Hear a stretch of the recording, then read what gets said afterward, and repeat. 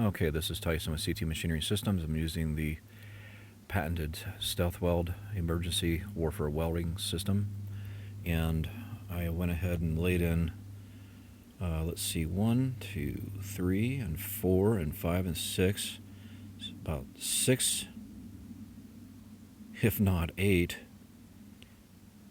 contour welds, I'll call them, tie-in welding, stackable welds, or stacked welds tied in.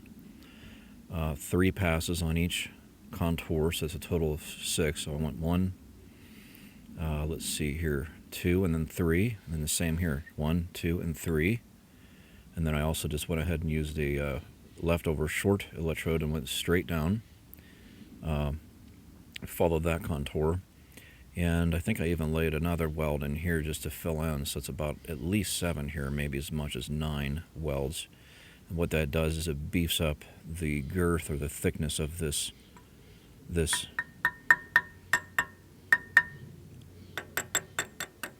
stick where it attaches to the pin boss, where the pin goes through. And as long as this pin isn't broken, it had actually suffered an impact against a big boulder here, as you can see the chalk mark from the granite of the big boulder, and it basically, with all this moment arm out here on this Hendrix quick coupler, it worked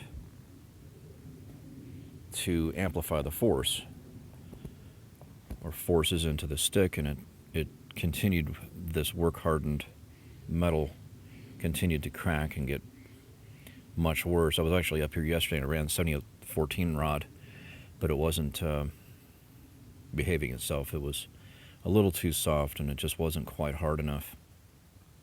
And I believe there may have been some moisture in the rod itself, and I might have been actually running it too hot.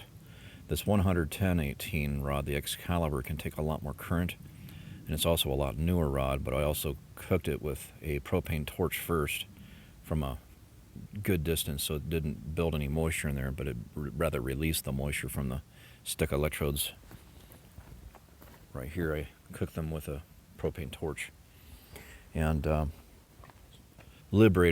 released all the moisture in the rod, and also I torched this area and cleaned it of any moisture. I used the chemical cleaner first down there, of course, to degrease it, and then I again used the propane torch to cook out all the moisture and burn it all out. And so here we go. This looks like a pretty good fix right here, but I may as well go ahead and fish plate this as well and connect this pin boss to this stick with a greater surface area. I'll have to look at my materials that I brought with me here and see what I can come up with. Alright, this is Tyson with CT Machinery Systems, and here's the Excalibur rod right here.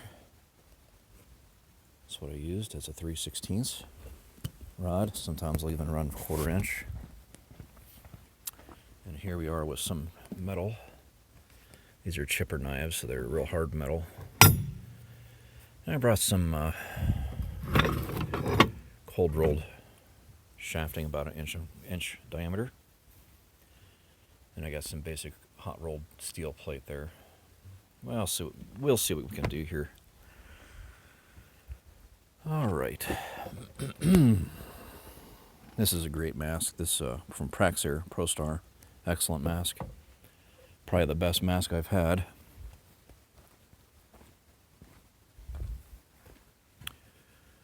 This has been a very reliable welding system. Probably the best welding system I've ever envisioned. I invented it. I'm the founder and OEM of the Stealth Weld emergency warfare welding system. And I'm just completing a repair up here on this link belt spinace up here at the base of the Ferguson fire, or in the Ferguson fire burn area. As you can see, there are some widowmakers around here, so I constantly watch them when the wind picks up. Well, we don't want a tree to fall on us, that's for sure. Alright, well, thank you for your interest. Tyson with CT Machinery Systems and Arc-Jet-Weld. Stealth Weld emergency warfare welder. Thanks for your interest.